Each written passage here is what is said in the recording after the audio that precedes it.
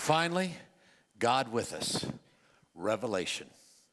In Revelation 1, 12 through 16, we read about a returning Christ with imagery reflective of our themes this evening. Listen. His eyes were like a flame of fire. His feet were like burnished bronze, refined in a furnace. And his voice was like the roar of many waters. In his right hand he held 7 stars. From his mouth came a sharp 2-edged sword. And his face was like the sun shining in full strength. The themes of our evening here actually come together in that scriptural imagery. The culmination of the meaning and the story of the cosmos, the light and life of the universe, and a final hope of ultimate justice and perfect restoration of the people of God.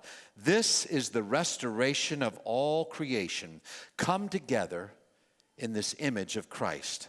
The great story of the universe, creation, fall, redemption, and restoration reaches its climax in the person of Christ Jesus, who takes his place of authority beside the Father.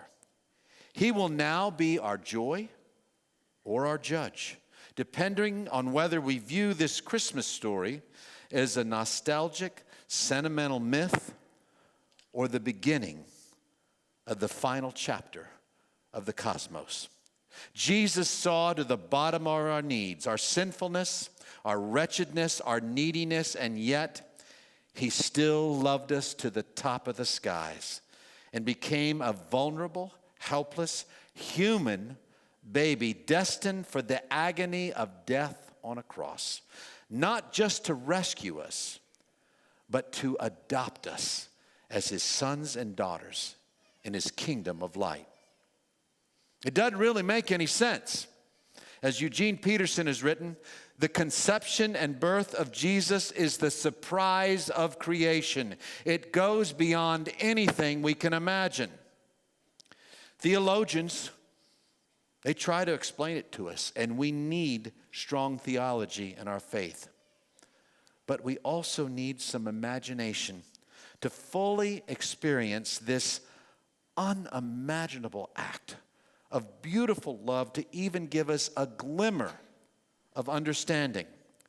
So artists, poets, musicians, and writers have sought for years to express the inexpressible. C.S. Lewis once said that reason is the natural organ of truth, but imagination is the organ of meaning. And what meaning we can find in the imagination of God's extravagant love for us. But to be honest, we can't really fathom it. Madeleine L'Engle's poem, After Annunciation, tells us why. This is the irrational season when love blooms bright and wild. Had Mary been filled with reason, there'd have been no room for the child. The story of Jesus' birth is our entry into understanding and participating in our place in creation. But how many of us tonight just probably need to stop? Stop all the busyness and fixations on the counterfeits of Christmas and focus on understanding what this revelation of sheer life means to our eternal destiny and salvation. And then give nothing but humbled thanks for this unspeakable gift that God has given us.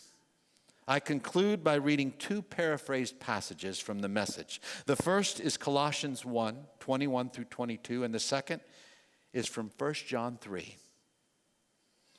You yourselves are a case study of what he does. At one time, you all had your backs turned to God, thinking rebellious thoughts of him, giving him trouble every chance you got.